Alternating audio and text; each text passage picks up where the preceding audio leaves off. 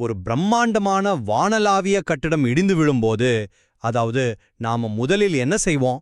அதோட அஸ்திவாரத்தில் உள்ள விரிசல்களை தேடுறோம். ஆமா, இல்லன்னா அதோட இன்ஜினியரிங் வரைபடங்கள்ல என்ன தவறு நடந்தது அப்படின்னு பாப்போம். கரெக்ட். ஆனா ஒரு மாபெரும் நாகரிகம் வீழ்ந்து சரியா 5000 ஆண்டுகள் கழித்து அதன் பின் வந்த அடுத்த நாகரிகமும் அச்சு பிசகாமல் அதே வழியில் மீண்டும் ஒரு முறை வீழ்ந்தால் நாம தேட வேண்டியது செங்கற்களையோ அல்லது வெறும் கணித பிழைகளையோ அல்ல. நிச்சயமா, மனித மனதின் ஆழத்தையும் அவங்க உருவாக்கிய அமைப்புகளின் உண்மையான நோக்கத்தையும் தான் நம்ம தேட வேண்டும். Welcome to the debate. இன்று நாம் பேசப்போவது பாரடிக்ஸ் தளத்தின் ஜெனசிஸ் ஆஃப் தி ஈதரன்ஸ் என்ற வரலாற்று ஆவணத்தில் பதிவாகியுள்ள ஒரு மிக முக்கியமான விஷயத்தை பற்றி. ஆமா, ஹீலியன் 5 விண்மீன் அமைப்பில் அமைந்த ஈதரா கிரகத்தின் 2 மாபெரும் நாகரிகங்களை பத்தி பேச போறோம்.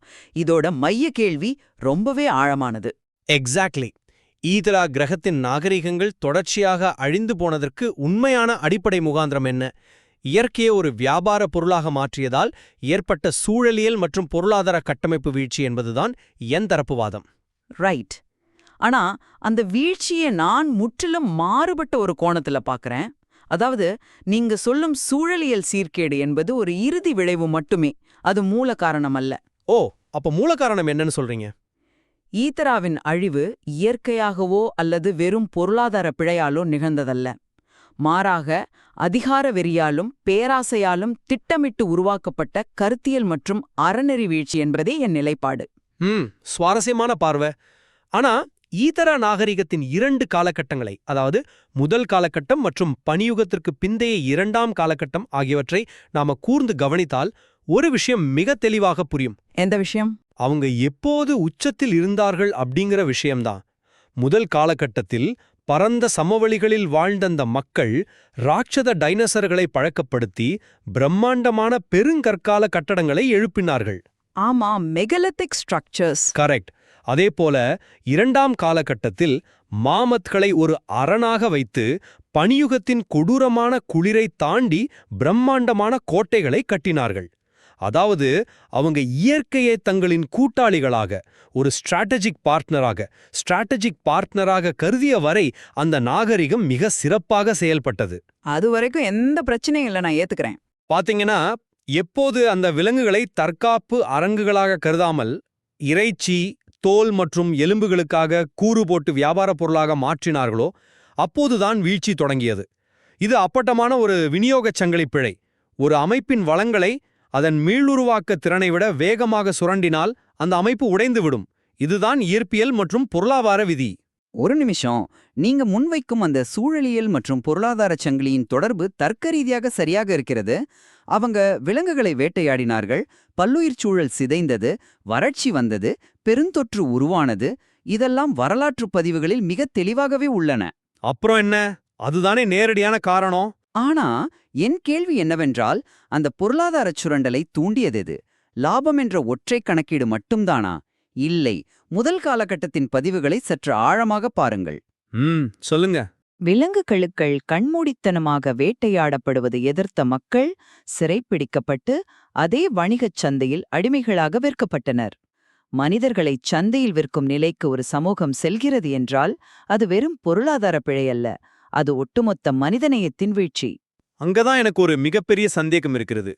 தொடக்கத்தில் இயற்கையை ஆராதித்த, டைனோசர்களுடன் இணைந்த வாழ்ந்த ஒரு சமூகம் எப்படி திடீரென்று இவ்வளோ குரூரமான முடிவுகளை எடுக்கும் நிலைக்கு தள்ளப்பட்டது? அதுதான் மனித மனதின் வீழ்ச்சி. இல்ல, இது பொருளாதார ரீதியாக எனக்கு புரியவில்லை. லாபத்திற்காக விலங்குகளை கொல்வதை கூட புரிந்து கொள்ள முடிகிறது. ஆனா அந்த சமூகத்தின் உழைக்கும் வர்க்கமான சொந்த மக்களையே பிடித்து சந்தையில் விற்கிறீர்கள் என்றால் உங்கள் உற்பத்தியை நீங்களே அழித்துக் கொள்கிறீர்கள் என்றுதானே அர்த்தம். இது எந்தவிதமான வணிக கடிதம்? மிகச் சரியான கேள்வி. ஏனென்றால் அது வணிகக் கணிதமே அல்ல, அது ஒரு உளவியல் போர். இதை சரியாக புரிந்து கொள்ள வேண்டுமென்றால் நாம் ஈதராவின் ஆணிவேரான 2 தத்துவங்களை பற்றி பேசியாக வேண்டும். சாத்வா மற்றும் காம்டாக்ஸ், சரியா? எக்ஸாக்ட்லி. ஒன்று சாத்வா. சாத்வா என்பது வெறுமனே ஒரு மத நம்பிக்கை அல்ல, அது ஒரு ஆழமான அறிவியல் மற்றும் சமூக புரிதல். அதாவது நாம் இயற்கையின் ஒரு அங்கம், கட்டுப்பாடும் சமநிலையும் மட்டுமே ஒரு சமூகத்தை வாழ வைக்கும் என்ற வாழ்வியல் முறை. ரைட். அது அவங்களோட பாரம்பரியமான ஒரு பேலன்ஸ். ஆமா. ஆனால் ஃப்ராக்ஸ் என்ற குழுவினர் அதிகாரத்தை கைப்பற்றியவுடன் இந்த சாத்துவா தத்துவத்தை முழுமையாக அழித்துவிட்டு காம்டாக்ஸ் என்ற ஒரு புதிய அமைப்பை உருவாக்கினர்.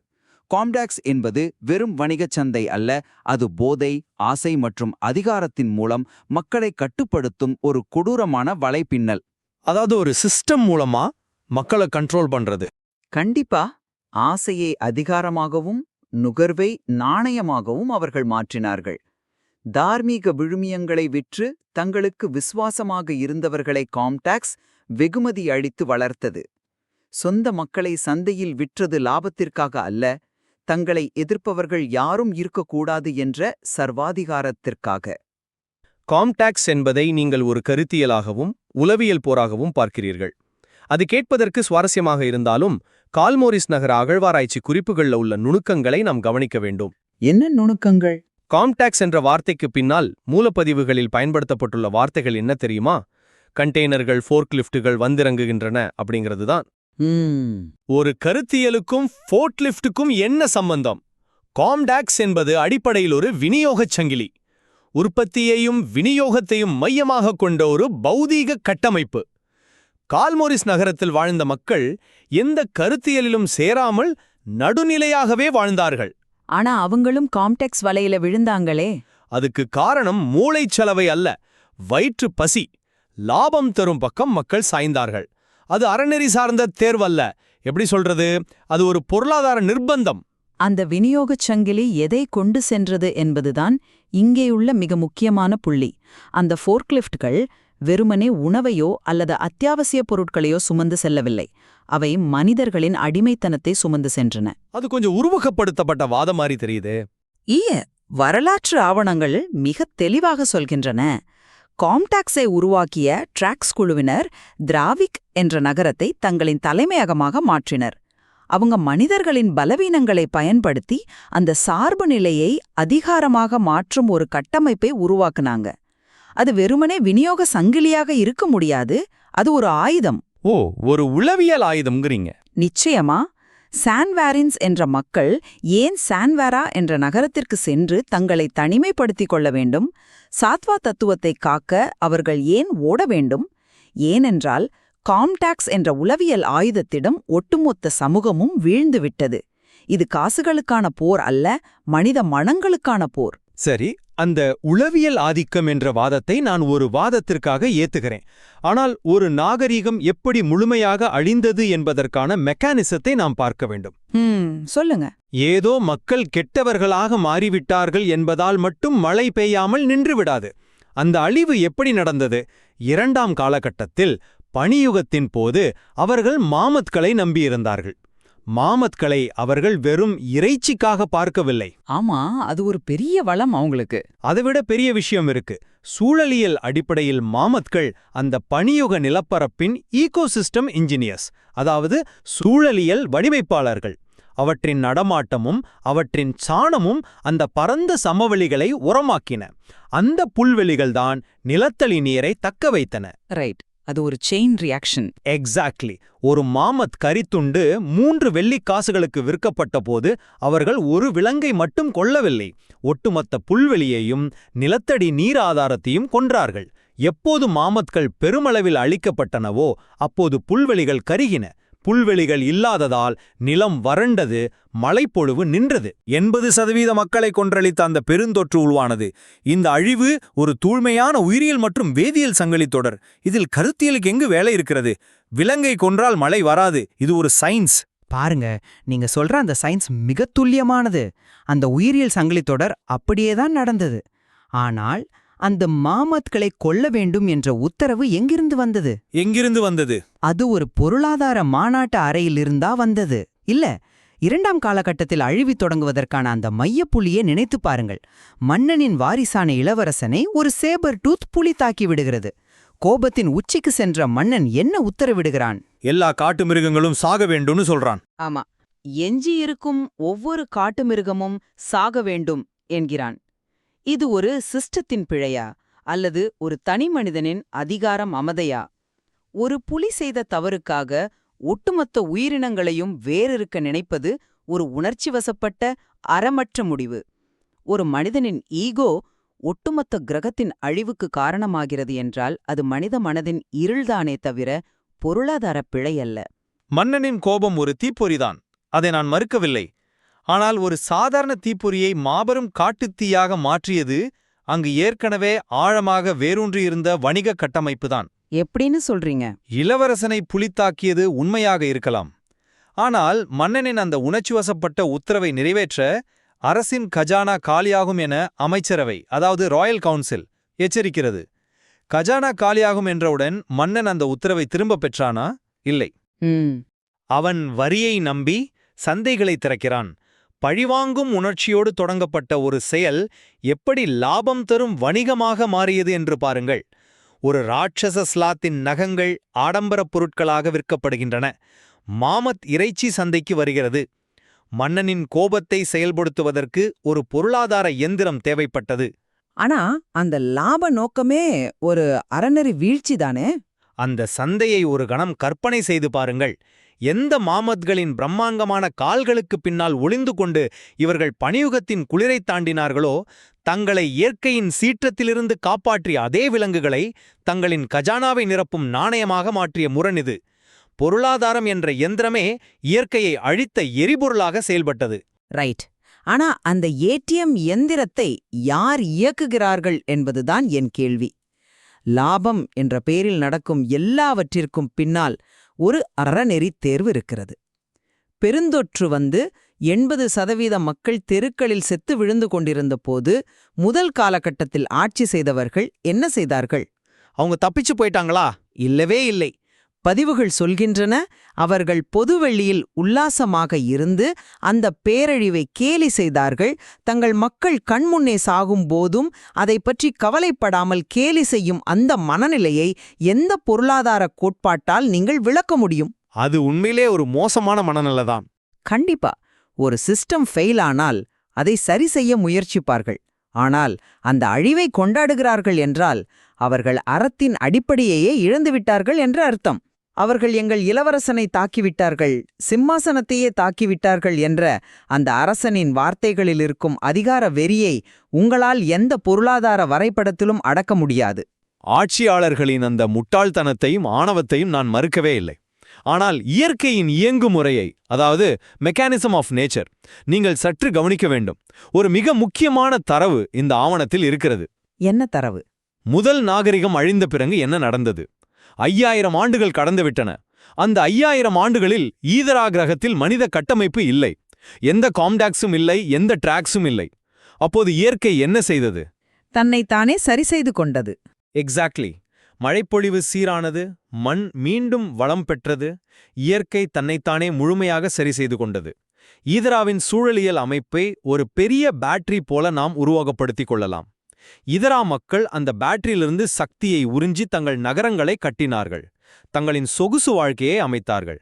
ஆனால் அந்த பேட்டரியை மீண்டும் ரீசார்ஜ் செய்ய தவறிவிட்டார்கள். அந்த பேட்டரி எப்பவுமே ரொம்ப நல்லா இருக்கு. மனிதர்கள் முற்றிலுமாக அழிந்த பிறகு இயற்கை தனக்குத்தானே சார்ஜ் செய்து கொண்டது. இது உணர்த்துவது ஒன்றே ஒன்றைத்தான். மனிதனின் அளவற்ற பொருளாதார சுரண்டல் மட்டுமே இயற்கையின் சமநிலையை குலைக்கும் ஒரே காரணி. மற்றபடி இயற்கை தன்னைத்தானே மீட்டுருவாக்கம் செய்யும் வல்லமை கொண்டது. இது ஒரு சுத்தமான சமன்பாடு. இதில் கருத்தியல்களுக்கோ தத்துவங்களுக்கோ வேலையில்லை. நீங்க சொல்ற அந்த பேட்டரி ஒப்புமே மிகச்சிறப்பாக இருக்கிறது. இயற்கை தன்னைத்தானே ரீசார்ஜ் செய்து கொண்டது, அந்த சமன்பாடு சரியானதுதான். ஆனால் இதை கவனித்தீர்களா? எத? இயற்கை தன்னைத்தானே சரி செய்து கொண்டாலும் மனிதன் தன்னை திருத்திக் கொள்ளவே இல்லை. 5000 ஆண்டுகள் கழித்து பணியுகத்திற்கு பிந்தைய காலகட்டத்தில் மீண்டும் மனித நாகரிகம் செழித்த போதும் பழைய தவறுகளையே மனிதன் மீண்டும் செய்தான். இயற்கை தன் சமன்பாட்டை சரி செய்தது, ஆனால் மனிதன் தன் உளவியல் பிழையை சரி செய்யவில்லை. அதாவது அவங்க திரும்பவும் சுரண்ட ஆரம்பிச்சிட்டாங்க. ஆமா. முதல் காலகட்டத்தில் டைனாசர்கள், 2ஆம் காலகட்டத்தில் மாமத்கள். சூழலியல் மாறியதைத் தவிர மனிதனின் பேராசை மாறவில்லை. மீண்டும் அதே அதிகார வெறி, மீண்டும் அதே காம்காக்ஸ் தத்துவம். இது ஒளிக்கும் இருளுக்குமான, கட்டுப்பாட்டிற்கும் பேராசைக்குமான முடிவற்ற போராட்டம். வரலாறு மீண்டும் மீண்டும் அழிவை நோக்கி செல்வதற்கு காரணம் மனிதனின் உள்ளார்ந்த குணாதிசய பிழையே தவிர வெறும் பொருளாதார கணக்கீடுகள் அல்ல. நாணயம் மாறுபடலாம், விலங்குகள் மாறுபடலாம், ஆனால் அறநெறி மீதான மனிதனின் அலட்சியம் மாறவில்லை. நீங்கள் சொல்லும் அந்த மனிதனின் உள்ளார்ந்த பிழை என்பதை நான் ஒரு பொருளாதார உந்துதலாகவே பார்க்கிறேன். மனிதன் எப்போதுமே குறைந்த உழைப்பில் அதிக லாபத்தை தேடும் ஒரு விலங்கு. ஈதராவின் முதல் காலகட்டத்தில் டைனோசர்களும், இரண்டாம் காலகட்டத்தில் மாமத்துகளும் அவர்களுக்கு தொடக்கத்தில் பாதுகாப்பையும் உழைப்பையும் தந்தன. ஆனால் அந்த விலங்குகளின் உழைப்பை விட அவற்றின் உடல் பாகங்கள் சந்தையில் அதிக லாபத்தை தருகின்றன என்று தெரிந்தவுடன் அவர்கள் அந்த மிருகங்களை மூலதனமாக மாற்றினார்கள். ஒரு மாமத்தை வைத்து பல ஆண்டுகள் உழைத்து சம்பாதிப்பதை விட அதை கொன்று ஒரே நாளில் அதன் இறைச்சியையும் எலும்புகளையும் விற்றால் பல மடங்கு லாபம் பார்க்கலாம் என்ற வணிக கணிதம்தான் அவர்களை அப்படி செய்ய தூண்டியது. ஆனா அந்த கணிதம் தப்புத்தானே? அந்த வணிக கணிதம் தப்பில்ல. ஆனால் அந்த வணிக கணிதம் பல்லுயிர் சூழலில் ஏற்படுத்தும் தொடர் விளைவுகளை அவர்கள் கணிக்கத் தவறிவிட்டார்கள். அது ஒரு மிகப்பெரிய டேட்டா எரர். டேட்டா எரர் ஒருபோதும் இல்ல. வரலாற்று பதிவுகள் மிக தெளிவாக சொல்கின்றன. அதாவது எதிர்ப்பு சகித்துக் கொள்ளப்படவில்லை. தவறான பாதையில் செல்கிறோம் என்று தெரிந்தும் அதை சுட்டிக்காட்டிய சான்வாரன்ஸ் மக்களை ஊரை விட்டு துரத்துவதும் எதிர்த்தவர்களை சிறையில் அடைப்பதும் டேட்டா எரர் அல்ல, அது சர்வாதிகாரம்.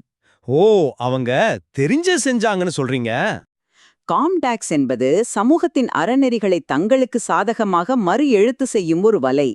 நேர்மையை விற்று லாபம் சம்பாதிப்பதை அது வெகுமதி அளித்தது. இந்த நெறிமுறை சிதைவ நீங்கள் வெறும் பொருளாதார கணித பிழை என்று சுருக்கவே முடியாது. அவர்கள் அறியாமல் தவறு செய்யவில்லை, அதிகாரத்தை தக்கவைக்க தெரிந்தே அழிவை தேர்ந்தெடுத்தார்கள். ஆமாம், எதிர்த்தவர்கள் ஒடுக்கப்பட்டார்கள் என்பதை நான் மறுக்கவில்லை. ஆனால் அவர்கள் சிறையில் அடைக்கப்பட்டதற்கு காரணம் அவர்களின் அறநெறி அல்ல, அவர்கள் லாபத்திற்கு தடையாக இருந்தார்கள் என்பதுதான். இது இன்றைய பெருநிறுவனங்கள் தங்களுக்கு தடையாக இருக்கும் சட்டங்களை வளைப்பதற்கும் எதிர்குரல்களை நசுக்குவதற்கும் ஒப்பானதுதான். ரைட். நாம 2 பேரும் வெவ்வேறு திசையில பயணிக்கிறோம். ஆமாம், நாம் இந்த விவாதத்தின் நிறைவு பகுதியை நெருங்கிவிட்டோம். என் நிலைப்பாட்டை நான் மீண்டும் ஒரு முறை தெளிவாக தொகுத்து வழங்க விரும்புகிறேன். ஈதராவின் வீழ்ச்சி என்பது அடிப்படையில் ஒரு தவறான பொருளாதார மாதிரியின் தவிர்க்க முடியாத விளைவு. இயற்கையின் மகாத்தான உயிரினங்களை தங்கள் வளர்ச்சிக்கும் வாழ்வுக்கும் உதவிய கூட்டாளிகளாக பார்க்காமல் வெறும் லாபமீட்டும் பொருட்களாக பார்த்த அந்த விநியோகச் சங்கிலி அமைப்பே அழிவுக்கு காரணம். பல்லுயிர் சூழலில் ஒரு கண்ணியை அறுத்தால் அதன் சங்கிலித் தொடர் விளைவாக வறட்சியும் பெருந்தொற்றும் வந்து மொத்த அமைப்பையும் அழித்துவிடும் என்பதற்கு ஈதராவின் வரலாறு ஒரு மிகச்சிறந்த பாடம். என் தரப்பு சுருக்கம் இதுதான். அந்த பொருளாதார தவறுகளுக்கெல்லாம் ஆணிவேராக இருந்தது மனித மனதின் இருளான காம்டாக்ஸ் என்ற கருத்தியல் கட்டமைப்பு. ஆசை, போதை, ஆதிக்கம் ஆகியவற்றின் மூலம் மனித அறநெறியை அழித்ததே ஈதராவின் முதல் பிழை. ஓகே. சாத்வா என்ற சமநிலையை நிராகரித்துவிட்டு எதை விற்றாவது அதிகாரத்தையும் லாபத்தையும் ஈட்டலாம் என்ற பேராசைக்கு ஒட்டுமொத்த சமூகமும் துணைப்போனதே அந்த நாகரிகத்தின் உண்மையான வீழ்ச்சி. அந்த வீழ்ச்சி வெளியே சூழலியல் சரிவாக வெளிப்பட்டிருக்கலாம், ஆனால் அதன் உள்ளே உக்கிப் போயிருந்தது மனித அறத்தின் சரிவு. இதில் இருக்கிறது. இயற்கையை தங்களின் கூட்டாளிகளாக மதித்தவரை அந்த பிரம்மாண்டமான டைனோசர்களையும் மாமத்துகளையும் தங்களோடு இணைத்து கொண்டு வாழ்ந்தவரை ஈதரா மக்கள் தங்களின் நாகரிகத்தின் உச்சத்தில் இருந்தனர். இதுல எனக்கு எந்த மாற்று கருத்தும் இல்ல. எப்போது அந்த உறவை முறித்து இயற்கையின் மீது ஆதிக்கம் செலுத்தவும் அதை தன் கட்டுப்பாட்டுக்குள் கொண்டு வரவும் நினைத்தார்களோ அப்போது ஒட்டுமொத்த நாகரிகமும் அழிந்தது என்பதில் நமக்குள் முழுமையான உடன்பாடு இருக்கிறது. முற்றிலும் உண்மை. வரலாறு என்பது வெறும் சம்பவங்களின் தொகுப்பல்ல, அது கட்டுப்பாட்டிற்கும் கட்டுப்பாடற்ற இச்சைக்கும் இடையிலான ஒரு தொடர் போராட்டம். ஈதராவின் சரித்திரம் பலாயிரம் ஒளியாண்டுகளுக்கு அப்பால் நடந்த ஒரு கதை மட்டுமல்ல, நமது சொந்த உலகத்தின் பொருளாதார கட்டமைப்புகளையும் இயற்கையோடு நாம் வைத்திருக்கும் உறவையும் நாம் செய்யும் சமூக தேர்வுகளையும் மீள்பரிசீலனை செய்ய அது ஒரு மாபெரும் கண்ணாடியை வழங்குகிறது. மிகச் சரியாக சொன்னீர்கள். ஒரு நாகரிகம் என்ற மாபெரும் கட்டடம் இழுந்து விழும்போது நாம் தேட வேண்டியது வெறும் பொருளாதார விரிசல்களை மட்டும்தானா, அல்லது அந்த அஸ்திவாரத்தை கட்டிய மனிதர்களின் மனதிற்குள் இருந்த இருளையும் சேர்த்தா? ஈதராவின் தரவுகளில் ஆராய்வதற்கு இன்னும் பல ஆழமான மர்மங்கள் புதைந்துள்ளன. உண்மையான பிழை எங்கு தொடங்கியது என்ற கேள்வியை இந்த தரவுகளை கவனித்துக் கொண்டிருக்கும் உங்களுடைய சிந்தனைக்கே விட்டுவிடுகிறோம். தொடர்ந்து சிந்திப்போம். மீண்டும் ஒரு முறை சந்திப்போம்.